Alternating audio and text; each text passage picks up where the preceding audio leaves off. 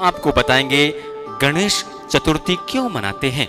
दोस्तों वीडियो पसंद आए तो शेयर करें और कमेंट बॉक्स में जरूर लिखें। हिंदू सभ्यता में कई देवी देवता हैं। भगवान श्री गणेश उनमें बहुत ही माने जाते हैं। श्री गणेश जी की कहानियां और उनके विषय में बच्चे जानना बहुत पसंद करते हैं। श्री गणेश भगवान का रूप देखते ही बच्चे खुश हो जाते हैं। शिव जी और माता पार्वती के पहले पुत्र हैं भगवान श्री गणेश। ये हिंदू सभ्यता के अनुसार सबसे प्रथम भगवान के नाम से पूजे जाते हैं। एक बार की बात है, सभी देवता बहुत ही मुश्किल में थे।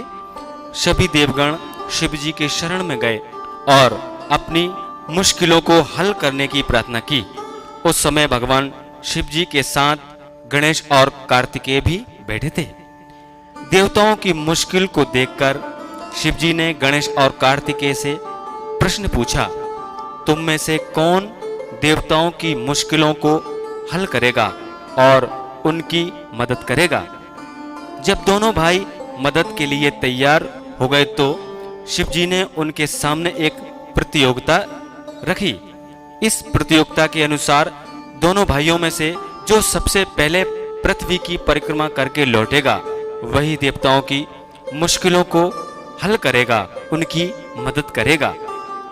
जैसे ही शिव जी ने ये बात कही, कार्तिकेय अपनी सवारी मोर पर बैठकर पृथ्वी की परिक्रमा के लिए चल पड़े। परंतु गणेश जी वहीं अपनी जगह पर खड़े हो गए और सोचने लगे कि वह मूषक की मदद से पूरे पृथ्वी का चक्कर कैसे लगा सकते हैं। उस समय उनके मन में एक उपाय आया। वे अपने पिता शिव जी और माता पार्वती के पास गए और उनकी 7 बार परिक्रमा करके वापस अपनी जगह पर आकर खड़े हो गए।